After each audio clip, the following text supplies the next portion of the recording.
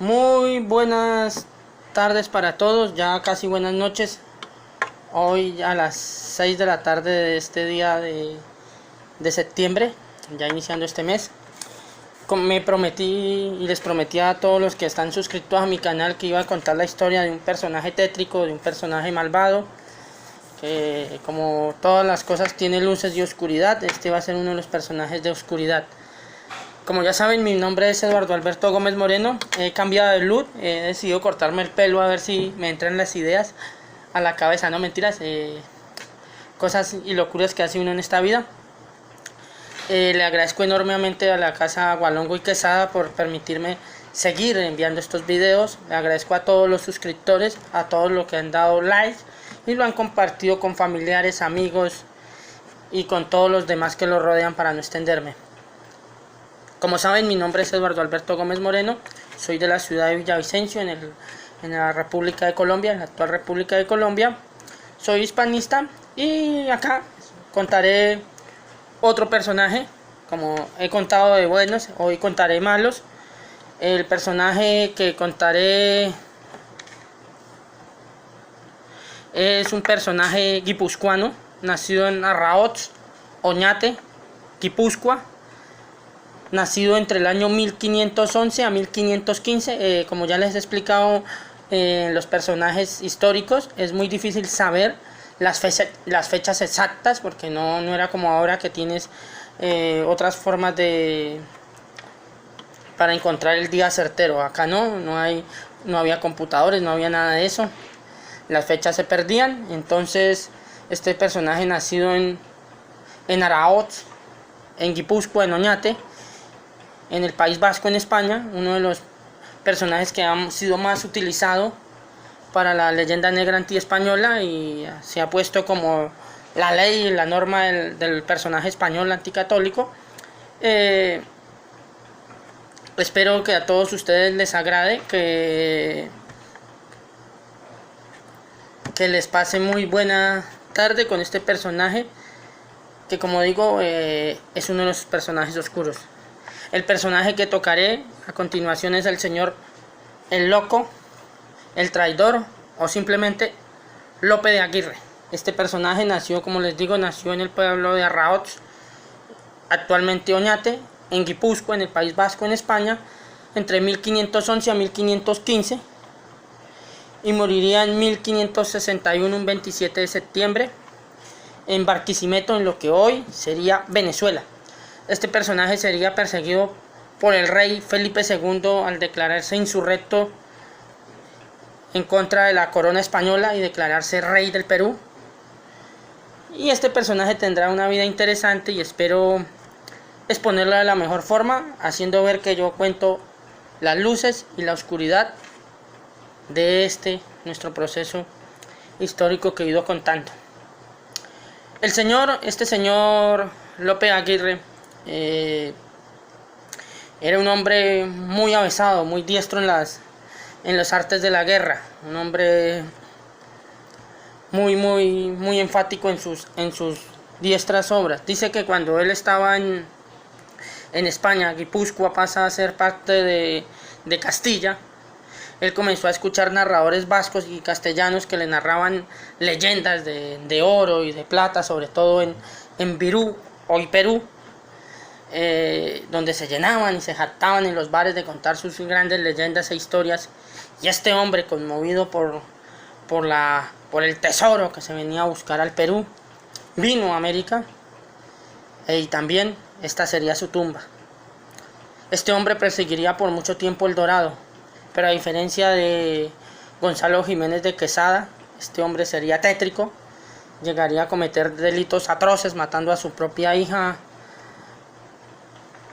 a Elvira de Aguirre, que él mismo apuñalaría para evitar los desmanes que él había cometido. Entonces espero no ser tan extenso, contar de la forma más corta y precisa el personaje y no ser cansón.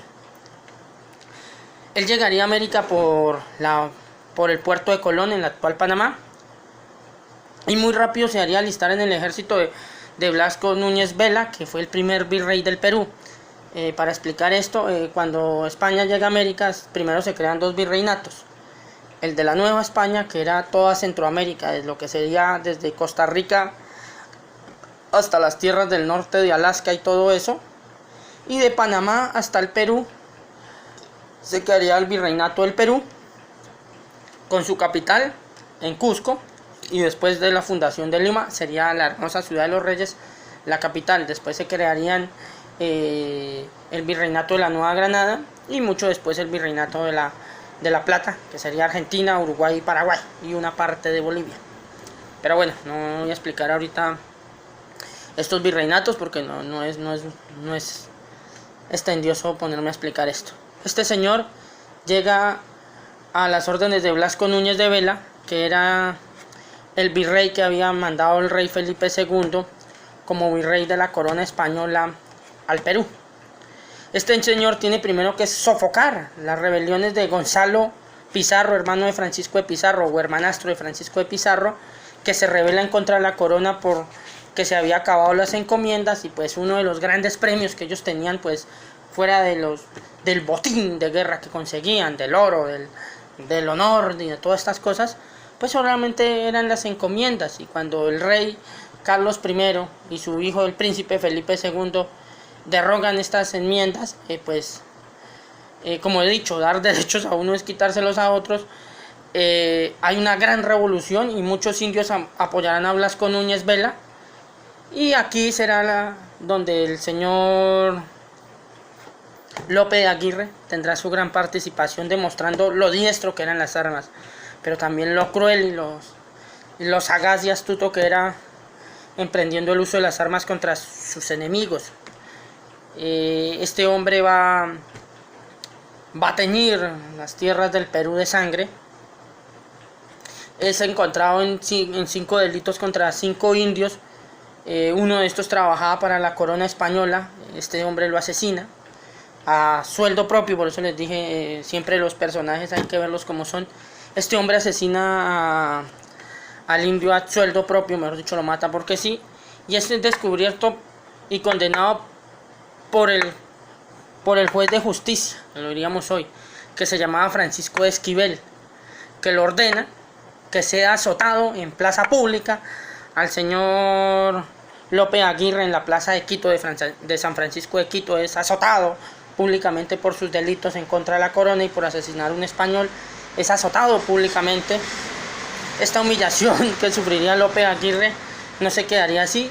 Daría 3 años y medio detrás de este sujeto de Francisco de Esquivel, hasta que llegaría este señor huyendo de la locura de este señor, de Lope Aguirre. Francisco de Esquivel sería su víctima más regocijante, diría el propio Lope Aguirre, matándolo en el palacio de la biblioteca, en la mansión de la biblioteca del magistrado de Cusco. Llegaría hasta Cusco, donde entraría a la biblioteca principal de Cusco y mataría a este señor, a Francisco de Esquivel, donde la muerte de este señor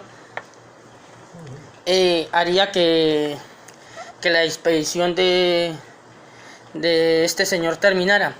Es llamado para ser condenado a muerte, pues este señor Francisco de Esquivel había sido un juez. Matar a un juez español no era cualquier cosa, era una cosa gravísima. Pero después a los exploradores del Chile y de Argentina le llaman para apoyar la conquista de estos territorios, pero él no se presenta y huye. Comienza a huir hacia el Amazonas y comienza a huir hacia las tierras que hoy representan la Amazonía, pero venezolana, la región de la Amazonía venezolana, y todas estas selvas hasta llegar a lo que hoy conocemos como Barquisimeto, donde sin querer sería su tumba tiempos años después. Este hombre, pasando todas estas selvas, comete cantidad de atropellos contra los indígenas, contra varios esclavos, porque tengo que decirles que las expediciones españolas no se componían solo de blancos, sino muchos negros se alistaban al ejército voluntariamente en busca de una fortuna, de nueva aventura, de fama, de gloria, de virtud, y pues serían víctimas de los abusos de este señor, que no sé si le cabe la palabra señor. Atropellaría y humillaría a la población. Después este señor se embarca a las Islas Margarita, donde hace una hace una promesa al gobernador de Islas Margarita de que él trae oro desde el Perú, que si él lo dejan entrar él le da parte del botín, cosa que era mentira. Lo encierra, termina matando al gobernador, y fuera de eso, cuando llegan las autoridades españolas al mando por orden directa del rey Felipe II a castigarlo, porque este señor Lope de Aguirre tiene la osadía de escribir una carta donde él se proclama el nuevo rey del Perú y dice que él es el soberano, el nuevo rey, que es un traidor y el nuevo tirano del Perú. No solo lo diría para humillar al rey, sino para tentar al rey Felipe II, que ya era rey en esa época. Su padre ya se había retirado al palacio de Yuste en España. El emperador Carlos se había entregado ya la corona tanto austriaca como la española, que se la había dejado a la sucesión a su hijo, a Felipe II. Y esta humillación que había sufrido Felipe II también es sabedor de los delitos de Felipe II, es sabedor de los delitos de Lope de Aguirre contra las poblaciones indígenas, que al contrario de lo que piensa la leyenda negra y la leyenda que nos cuenta en el colegio, el rey se exalta al escuchar las atrocidades cometidas por este hombre atravesando la actual Venezuela. Sus delitos estupefactan y dejan atónitos a los corregidores, a la propia Inquisición española, al Tribunal del Santo Oficio, que quiere buscar a un personaje estos tan tétricos como Lope de Aguirre. Este señor sigue huyendo de las autoridades españolas, vuelve a internarse en la selva, intenta seguir huyendo con 150 de sus hombres. Después de esos 150 comienzan a desertar, él los mata, él mismo termina apuñalando y matando a su propia hija Elvira de Aguirre, después de que él había violado y torturado negras, indias y blancas, porque no solo hizo delitos contra indias y negras, sino también contra blancas. Era un hombre completamente desquiciado, pero era un hombre astuto, y era un hombre que tenía ciertas lucideces, y en esas lucideces había planeado la fuga de él mismo, pero ya sus hombres, hartos de sus arbitrariedades, 2 soldados se dan por matarlo. Uno de estos será Custodio Hernández, que será el que le propinará el arcabuzazo. Dice que Custodio Hernández entra con otro soldado español, le disparan, pero dice que el primero que le dispara no es Custodio, sino el que le acompaña. Dispara al arcabuz y le pega un tiro en el brazo, pero apenas raya el brazo, y este señor inmediatamente toma un cuchillo y lo va a matar, y dice que Custodio Hernández le dispara y de insofacto lo mata. Como las autoridades españolas estaban buscando a este personaje, a Lope de Aguirre, después de que Custodio Hernández lo mata, Custodio Hernández, para intentar borrar un poco los delitos que ellos habían hecho, porque no hay que defender lo malo, él también había sido cómplice de los delitos de Lope de Aguirre y del resto de secuaces. Había sido sabedor de la muerte de Elvira de Aguirre, hija mestiza. Es que Lope de Aguirre tuvo una amante mestiza y con ella tuvo esta hija, y al final él mismo terminaría matándola para evitar que sus hombres la violaran, igual que él había hecho con tantas mujeres. La corona ya había mandado una carta de sentencia de muerte a este señor, y este señor se había escapado. Este señor Custodio Hernández lleva la cabeza a Cusco, donde la exhibe y busca pues el indulto de la corona española ante los delitos de lesa majestad que había cometido este señor, haber apoyado una secesión de un territorio, haberse coronado rey del Perú, haber matado poblaciones indígenas y negras a razón de nada, haber desafiado al propio rey de España y su autoridad, y delitos más que la justicia penal de esa época no alcanzó a criminalizar, porque eran casi, es un expediente tan largo que ni siquiera hoy en día los principales estudiantes sobre este personaje tétrico lo han intentado descifrar, porque son demasiados. Este es uno de los grandes personajes donde se basa la leyenda negra española para decirnos que los españoles eran esos personajes, que todos se basaron en esa imagen de de Lope de Aguirre. De pronto pondré a José de Carvajal y a Juan de Villafraña. Ya estos serán para el próximo año. Y estos tres personajes nos los ponen como que todos eran estos. Primero, yo no tengo nada en contra de los guipuzcoanos. Los amigos guipuzcoanos que tengo en internet saben que no les tengo nada. Pero pues es un personaje tétrico. Es un personaje escabroso. Es un personaje horrible. No me refiero a su físico, sino horrible en su manera de ser, de actuar, de interactuar con la gente, de asesinar gente, de tener su justicia por las propias manos. Y como cosa paradójica, como cosa emblemática, los grandes padres de la patria lo utilizan. Es más, Simón Bolívar dice que Lope de Aguirre, este loco, este asesino, este desquiciado, era el gran visionario porque ya había visionado América sin España. Se les olvidaba todos los delitos hechos por este sujeto. Se les olvidaba todos los atropellos y criminalidad que había hecho este sujeto. Que había sido más peligroso este sujeto con un puñado de 75 hombres y al final lo acompañaban menos de 25 que las bandas de piratas que asolaban las costas del Caribe. Este sujeto era más peligroso para la población española que los famosos piratas del Caribe. O que los piratas hugonotes franceses, los famosos bucaneros. Este hombre no va tampoco a empañar la imagen guipuzcoana, pues, sobre todo en Venezuela. El batallón guipuzcoano, la compañía guipuzcoana, pues hizo cosas malas, como los hace todos. Pero el batallón guipuzcoano fue el que tuvo la batalla que espero contar el próximo, de pronto el próximo... No este domingo, sino el domingo en 15, la batalla de La Guaira.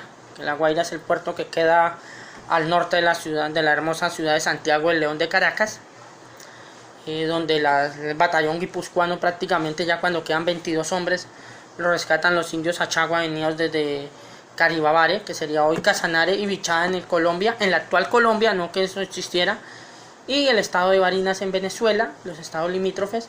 Estos indios van a rescatar a esos soldados y consiguen la victoria, y sería la última gran victoria de la guerra, de la famosa guerra de la oreja de Jenkins, donde un personaje que decidí no hacerle benemérito porque hay muchos videos mejores hechos, mejores planteados, ya ha sido una figura muy puesta en el altar, que también era guipuzcoano y representa el valor de la mayoría de los guipuzcoanos, como es el señor Blas de Lezo y Olavarrieta, que en Cartagena con cariño le llaman el teso, por lo berraco, lo duro que era este hombre, cómo fue capaz de poner resistencia acérrima a un ejército que le superaba en más de 11-1 en hombres, más de 35-1 en barcos, más de 5-1 en cañones, a pesar de las diferencias del número abrumador de los británicos sobre la amurallada ciudad de Cartagena de Indias y su fuerte San Lázaro, hoy conocido como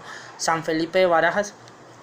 Consiguió una de las mayores victorias navales no solo de España, sino de todos los tiempos. Y este señor Blas de Lezo también es guipuzcoano. Lo pongo porque Blas de Lezo murió un 7 de septiembre de 1741 en la hermosa ciudad de Cartagena de Indias, la hermosa ciudad amurallada, y hoy la ciudad de los romances.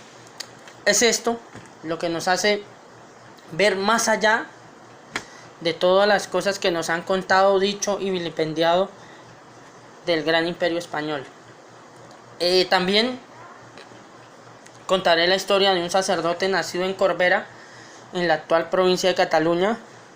En esa época pues Cataluña no era ni un condado ni absolutamente nada, era parte de Aragón. Un señor nacido en Aragón, muy querido precisamente en la ciudad de Cartagena de Indias, que moriría un 9 de septiembre de 1649, que sería el hombre que gracias a él se podría firmar la paz con los negros del Palenque. Este hombre se llama Pedro José Claver Corbero, más conocido en nuestro ideario popular o en Colombia como simplemente San Pedro Claver. Este hombre que llegaba de una familia muy pobre, muy sencilla, que su padre y su madre no sabían leer ni escribir y su padre apenas sabía escribir su nombre, llegaría al virreinato de la Nueva Granada, donde se formaría en el Seminario Mayor de Tunja y en el Seminario Mayor de la ciudad de Santa Fe de Bogotá, y venía buscando con las leyendas que se escribían sobre España y los indígenas, pensó que su deber era defender a los indígenas, pero cuando llega a América se da cuenta que los indígenas gozan de tierras, de libertades, y que los verdaderos humillados, los por debajeados, son los negros, y él mismo decide volverse en su frase por semper et semper et semper for semper, esclavo de los esclavos, quiere decir para siempre, por siempre y por siempre, esclavo de los esclavos. Y este hombre, en una labor titánica de más de 40 años de misión sacerdotal, bautizó más de 100.000 negros. Obviamente se ganó el cariño, el amor y el respeto de todos ellos, a pesar de que era un hombre de un genio terrible, de un mal genio, de que muchos bailes que diríamos hoy exógenos, atrevidos de los negros no le gustaban. Siempre intentó mantener la mayor claridad y disposición al servicio de ellos, y ahorita la propaganda catalana ni nada de esto no lo menciona, no entiendo por qué. Este personaje llegaría a las costas de Cartagena de India buscando la integración de estos negros. Gracias a él se conoce la cumbia, se cree que la cumbia nace cuando él muere. El señor muere después de... Él estuvo 14 años enfermo del mal de Parkinson, aunque en esa época no se llamaba Parkinson, pero estuvo 7 años alejado de sus queridos negros bozales, y después de 7 años de enfermedad, de angustia, de agonía, muere pocas horas después de recibir el cuerpo de Cristo en la Eucaristía, como causa anecdótica.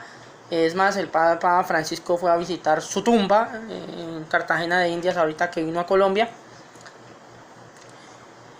Y este hombre pues les había prometido a los negros cosas que la corona no se había comprometido a darles. Y en firme, gracias a él, el Palenque obtiene unos privilegios, unas libertades. Como ya les dije, había luchado en contra de España, eso es verdad. No hay que decir las cosas que no son. Si es verdad, lucharon en contra de España. Pero estas libertades son expuestas gracias a San Pedro Claver. Cuando San Pedro Claver muere, se dura más de casi un mes en cámara ardiente, porque los negros esclavos querían ir a verlo, los indios querían ir a verlo, los ricos lo querían ir a ver, el resto de sacerdotes querían ir a verlo, querían conocer la mano del hombre que en su vida se la pasó bautizando y dando normas, enseñando costumbres occidentales a los negros, aprendiendo los idiomas de los negros, aprendiendo las costumbres de estos hombres, porque tenemos que entender que los negros no venían todos del mismo lugar, tenían diferentes idiomas, religiones, pensamientos y filosofías de vida. Y estos hombres miran en este hombre blanco un hermano. Se cree que de él es que se inspira todos los nombres de los negros, de llamarse Pedro José, de la cumbia esa que se dice "ay amigo negro Pedro José", se inspira también en el señor San Pedro Claver. Este hombre se adelantó, como ya he dicho, estos misioneros españoles se adelantaron por lo menos 400 o 500 años antes del resto de la humanidad. Dictaron derechos y normas para que los indios, en este caso los negros, obtuvieran ciertas prelaciones y derechos que no tenían y que no existían. El Palenque firma un tratado de paz con España. España cede un territorio, digamos la verdad, sin ningún valor, a 18 kilómetros de la ciudad de Cartagena de Indias. Se compromete a que los negros del Palenque se comprometen a ayudar a España, no apoyando a la piratería británica, y se comprometen a ayudar a España en las insurgencias y los conflictos que tengan contra los enemigos de la corona española. Como ya les he dicho, estos negros fueron vitales en la defensa de Blas de Lezo. Fueron más de 700 negros, fueron voluntarios en el ejército de Blas de Lezo, lucharon con valor y tenacidad. Los últimos 500 defensores que quedaban después del castillo de San Lázaro o San Felipe de Barajas, como he dicho que se llama hoy, eran negros. Son los que recuperan el Cerro de la Popa, rescatan a los sacerdotes que están dentro del convento de la Popa, y prácticamente son los que dan el golpe final a la batalla de Cartagena de Indias. Esto es en un benemérito el recuerdo de estos hombres de todos los colores y razas, de todos los colores y etnias, porque los seres humanos no son razas y etnias, que engramparon al resto de la humanidad, quisieron poner al Imperio Español en la cúspide, por encima del resto, muy por encima, y los derechos obtenidos por ellos, yo sé que suena una pesadilla, suena un chiste hasta de mal gusto de mi parte, pero los han perdido todos. Ahora con los movimientos afros en Estados Unidos se ha comenzado a enseñar una historia distorsionada de la realidad que vivieron muchísimos negros, muchísimos indios y muchísimos blancos. Como ya he dicho, no era el jardín del Edén, esto no era el infierno, pero tampoco es un Edén.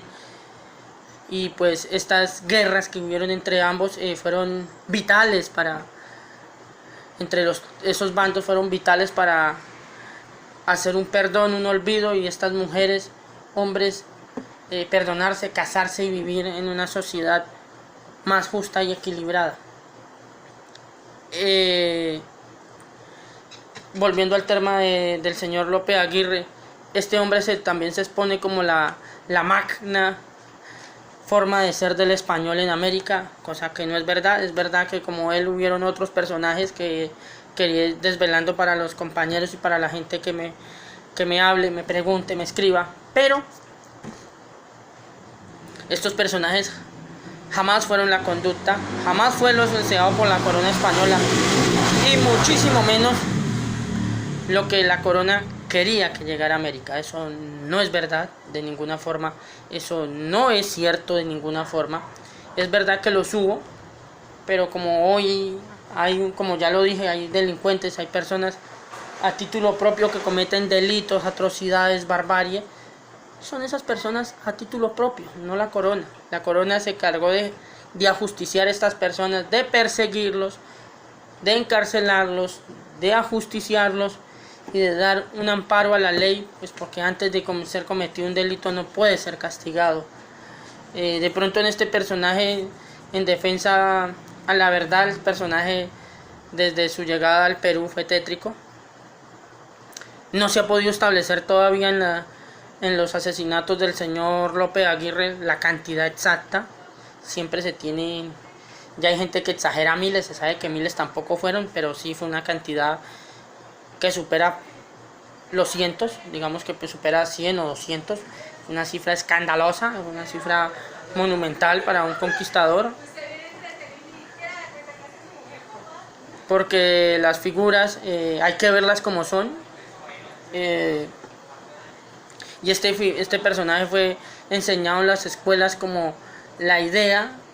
Fuera de eso, con la historia de Fray Bartolomé de las Casas, de la brevísima historia de la destrucción de las Indias, como lo que los españoles vinieron a hacer a América, y eso lastimosamente yo quisiera que fuera verdad, pero no lo es.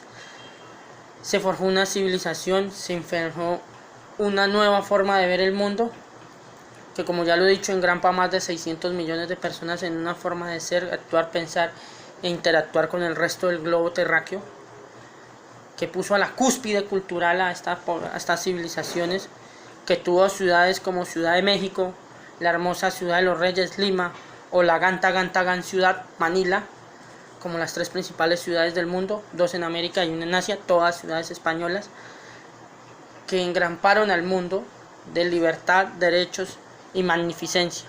Como ya dije, esto no quiere decir de ninguna forma que no haya habido cosas malas, y por eso puse a este personaje guipuzcoano de Arraots, en el actual pueblo de Oñate, en Guipúzcoa. La manera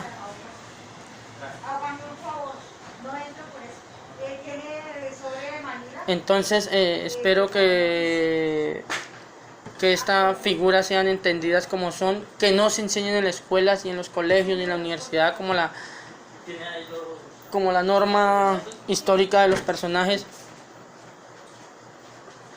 pues estos personajes no fueron nunca jamás la norma ortográfica, ni de conducta, ni de ser de los españoles, sino fueron las excepciones a la regla, y esta es la excepción maligna, ni que tampoco se vaya a perseguir las figuras de los personajes guipuzcoanos. Como ya he dicho, varios guipuzcoanos han sido personajes lustres en la historia, tanto de la conquista como de la evangelización. Nada más San Ignacio de Loyola es en Guipúzcoa.